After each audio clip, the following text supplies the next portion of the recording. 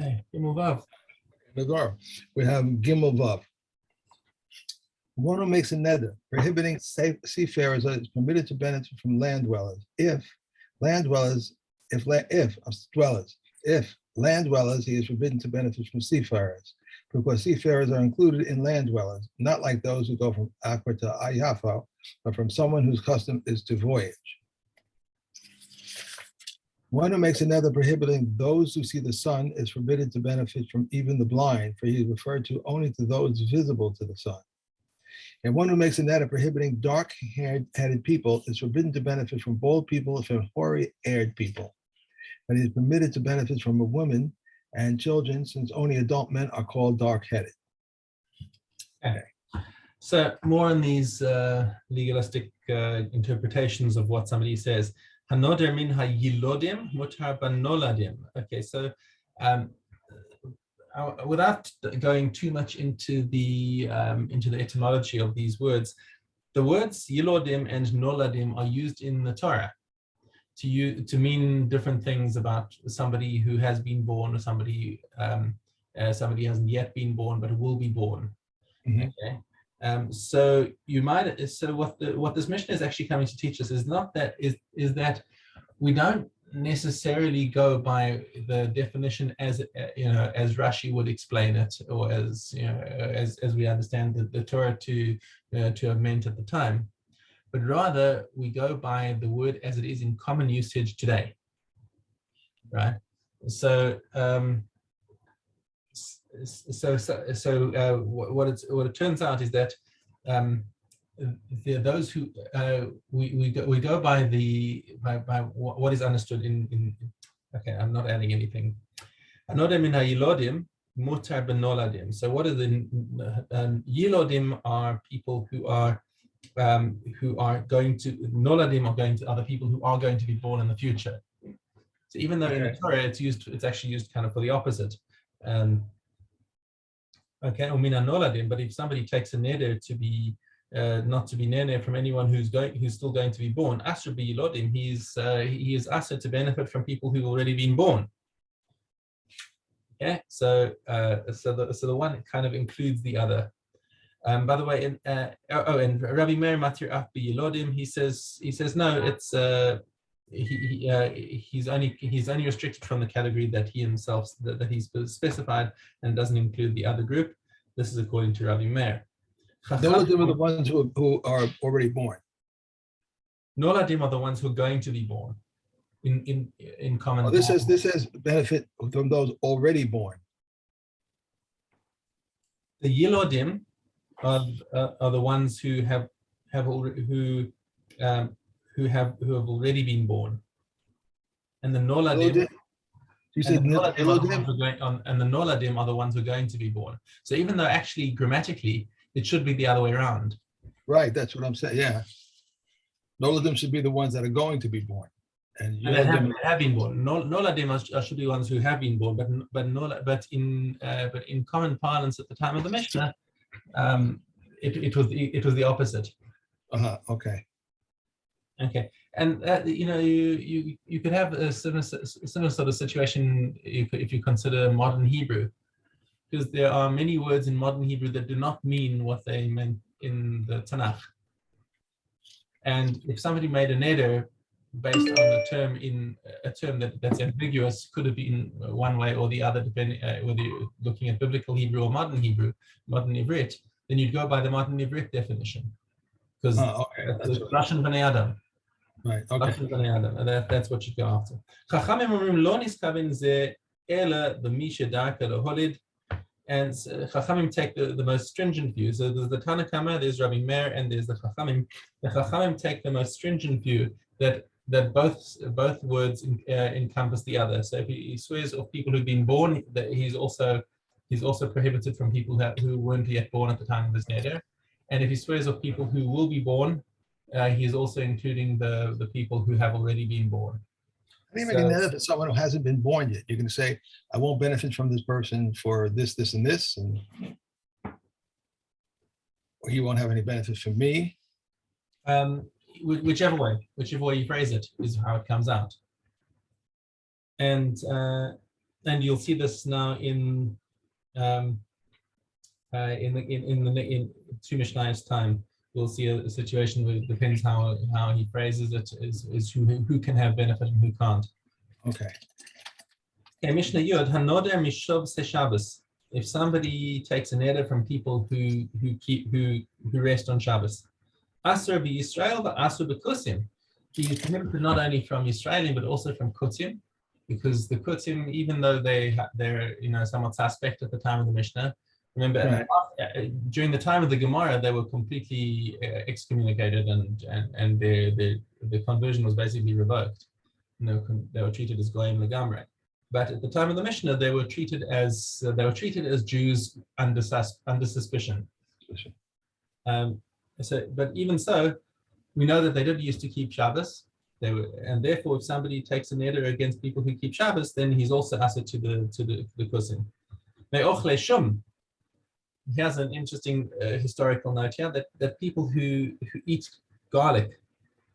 So it seems like it's Takanas Ezra, if I recall correctly. That the Talmidei Chachamim should eat garlic on Friday nights because it increases their sexual potency, and that's the time for Talmidei Chachamim to be with their wives, and as long as their wives don't mind the smell.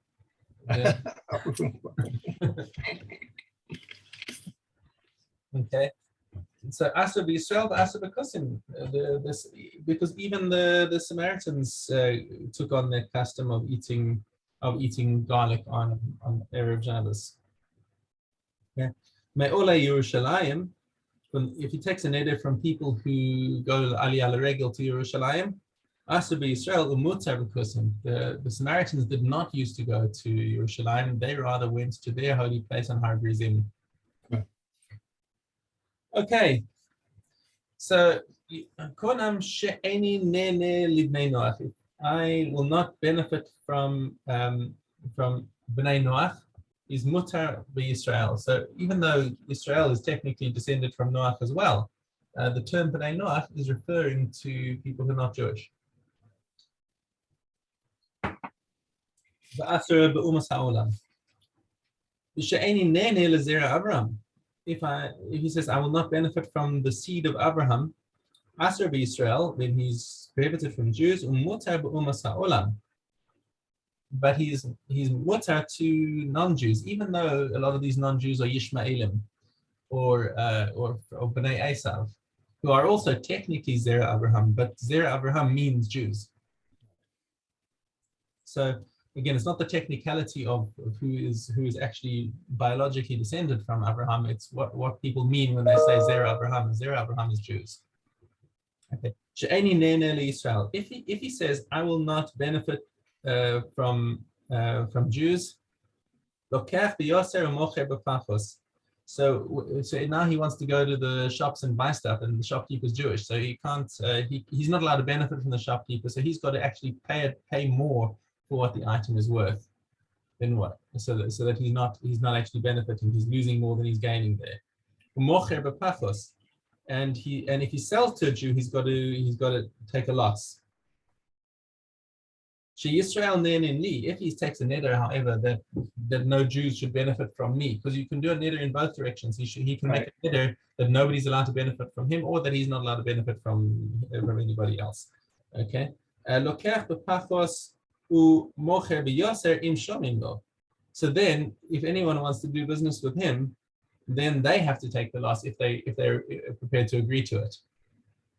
Okay, so then he would have to inform them, sorry, I've taken a neder, you can't benefit from me. If you want to buy this from me, you'll have to pay more than it's worth.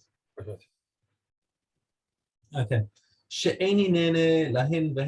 he says, however, I will not benefit from them and they will not benefit from me, then all he can do is do business with non-Jews.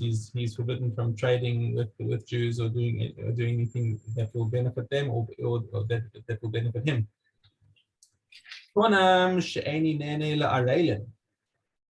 if he takes this neder that he will not benefit from uncircumcised, mutar ba'arle Yisrael, if you have a Jew who is uncircumcised, he is still mutar to benefit from that Jew. But asur b'muleh almost, and he's asur to benefit from circumcised non-Jews, like Ishmaelim. Okay. Because again, the term is referring to the term is taken to mean a distinction between Jews and non-Jews. Okay, and if he takes the neder on the other hand to say that I will not benefit from people who are circumcised, asur ba'arle Yisrael, he's nonetheless prohibited to benefit from uncircumcised Jews, and he's permitted to benefit from circumcised Gentiles. Okay. And now the Mishnah goes off on a tangent about the orla and about bris milah. Okay, she'ena orla kruya ela l'shem hagoyim, because the foreskin is associated only with non-Jews. Shenemar ki kol hagoyim arelim b'chol beis Yisrael arlei lev. Yirmiyahu talks about being uncircumcised. He says the non-Jews are considered uncircumcised, even though they're physically circumcised. But Beis Yisrael comes and condemns them as being uncircumcised of heart. So that's the comparison. But the point being that the term of uncircumcised is in terms of is uncircumcised is referring to non-Jews. And again, it talks about this Plishti, talking about Goliath, that this uncircumcised Philistine. So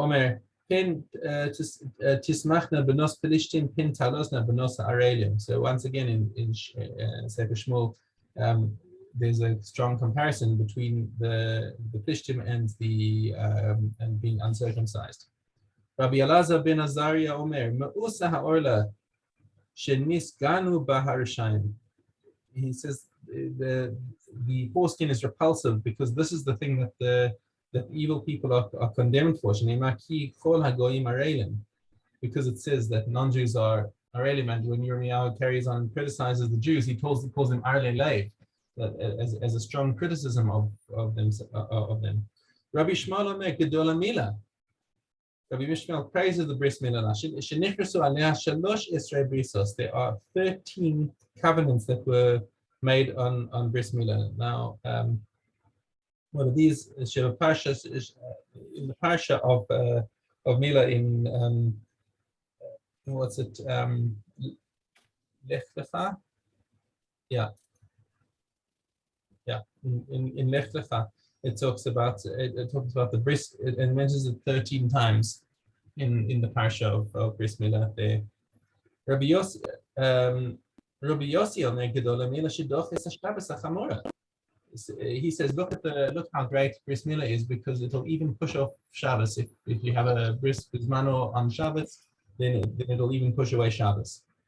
Rabbi Yeshua ben Korcha Omer, Gedol milah shelo nisla lo Moshe hatzadik aleha melo sha'ah. Look how important milah is, that just for a brief moment, when Moshe Rabbeinu had the chance to annul his child while he was on his way back to Egypt, and he delayed it just for a short while to go and book a room, Hashem was ready to kill him. Rabbi Nechemia Omer, Gedol milah shedoches hanegayim. He says, look how great milah is, that it will even push off a nega of taras. So this is quite apropos for us, because we're also learning negayim at this time, and we know that there's an isser min Torah to cut off a nega. Let's say somebody doesn't feel like going through the bother of being checked and whatever, so he just like takes a knife and cuts off the piece of skin that's got the nega on it. There's an isser, it's an isser lav to do that. Okay, but what happens if the nega is on the foreskin itself? If the nega is on the foreskin itself, then the bris milah pushes it off, and you do the milah. Okay. Rabbi Omer, Gedol milah shekol hamitzvos she'asa Avraham Avinu lo nikra shalem ad shemal shenemar hishalayich lefanai v'heyei samim.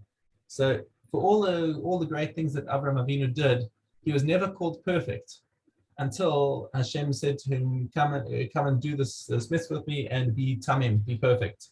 So that was the one thing, that was the makir patish that made Avraham Avinu into the perfect match. That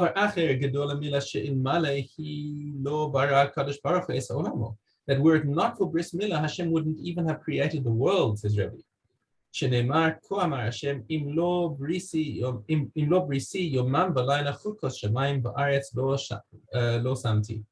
He quotes Yirmiyahu and says, if it were not for my bris, which he interprets to mean the bris milah, I would the laws of nature of heaven and earth I would not have been placed. I'd come the Mishnah of today. Okay, Kesubos Yud Gimel Hey.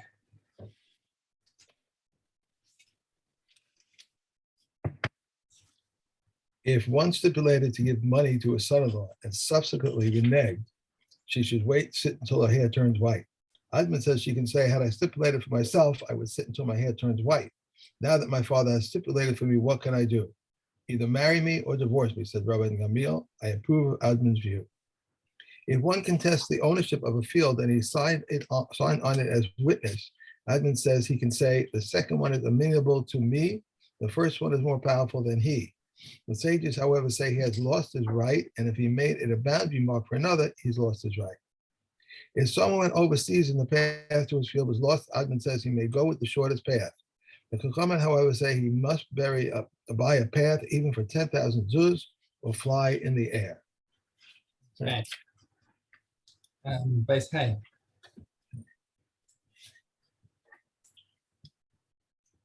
If a woman said, I was married, but I am divorced, she is believed, for the one that created the liability is the one that undid it. If, however, there are witnesses that she was married and she says, I am divorced, she is not believed. If she said, I was captured, but I am undefiled, she is believed, for the one that created the liability is the one that undid it. If there are witnesses that she was captured, however, and she says, I am undefiled, she is not believed, but after she married, witnesses came and she need not leave. If two women were captured and now this one says, I was captured, but I am undefiled, and this one says, I was captured, but I am undefiled, they are not believed. If they testify for one another, however, they are believed. This is talking in the case where there are witnesses, that were captured, because otherwise it would be a simple case of Pesha Asa or Pesha Hitu. Rosh Hashanah. No, with Zion as well. I'm sorry, I skip one? You left out Zion. That's Zion, sorry. Okay. So too, in the case of two men, in which this one says, I am a Kohen, and this one says, I am a Kohen, they are not believed. If they testify for one another, however, they are believed. That's it, they are believed. Yeah, that's it. Now Rosh Hashanah.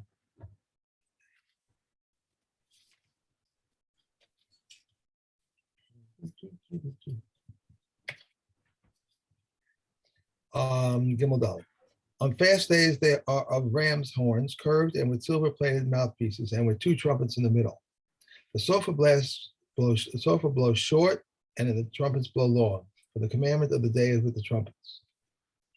The Jubilee year is similar to Rosh Hashanah regarding the blowing of the shofar and the benedictions.